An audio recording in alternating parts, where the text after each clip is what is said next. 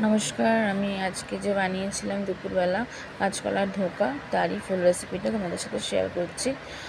প্রথমে কাঁচকলা দুটো আর আলু দুটো ভালো করে সেদ্ধ করে নিয়ে ম্যাশ করে রেখে দিয়েছি।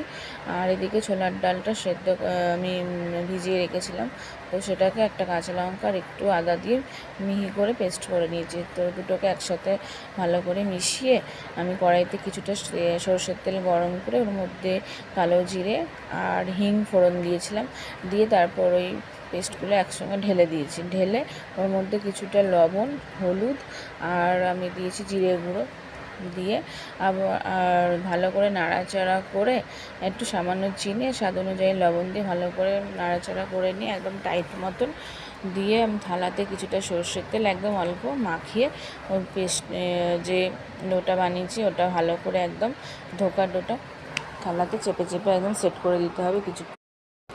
তারপরে আস্তে আস্তে একটু সামান্য ঠান্ডা হয়ে গেলেই ছড়িয়ে দিয়ে পিস পিস করে ধোকাটা কেটে নিতে হবে। তারপর কড়াইতে